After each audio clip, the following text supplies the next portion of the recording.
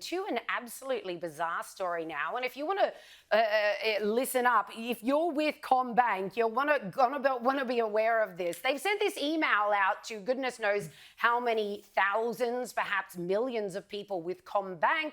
It seems fairly innocuous at first. It's called Know Your Customer, and they just want to know more details about you, have a check in the pulse, see what you're after. Are you happy with our service? But read the fine print and you will be absolutely disgusted, as was Lewis Christopher. He's the founder of a respected property research firm. And upon reading this email, it was so invasive, he thought to himself, this has got to be a scam. This cannot be legitimate. The questions that they're asking me, he calls up the bank and to his utter disgust, he said, this thing's Orwellian.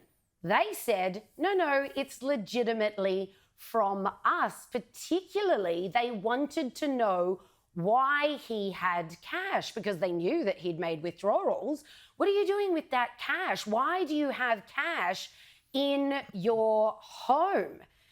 He says, what I have just gone through this morning with CBA is disgusting. This is him telling the media about it. He said it's absolutely despicable, Orwellian stuff driven by AUSTRAC. AUSTRAC, for your information, is a financial intelligence agency. That should worry you straight off the bat.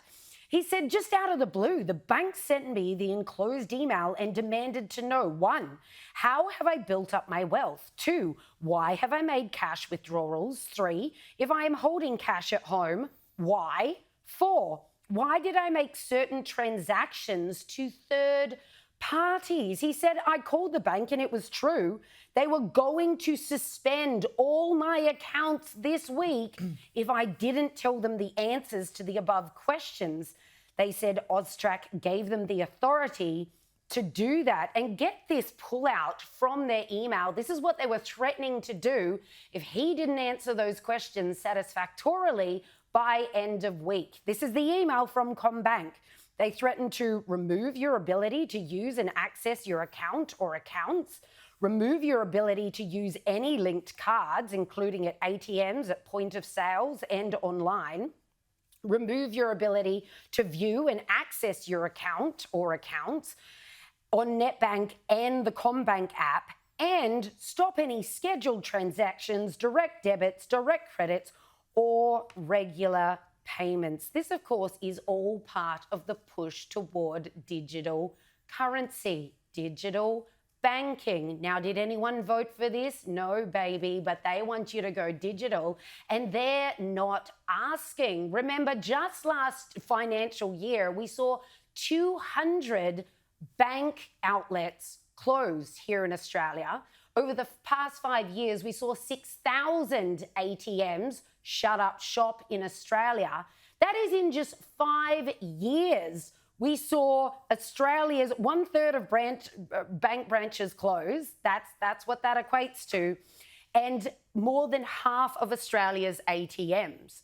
What is happening? Not just this massive breach of privacy, but these people's refusal to understand that cash is still very important to people. But of course, the authorities don't like that because they don't know how you're spending your money, when you're spending your money, where you are when you spent that money, or why you've spent that money. They're completely in the dark.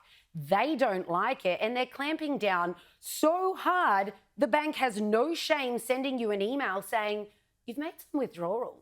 Where is that cash? What are you doing with it? Is it at home? Why is it at home?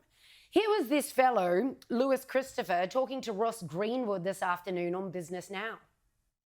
When they went into demanding to know what I'm doing with cash, have I got cash at home? Have you got cash at home?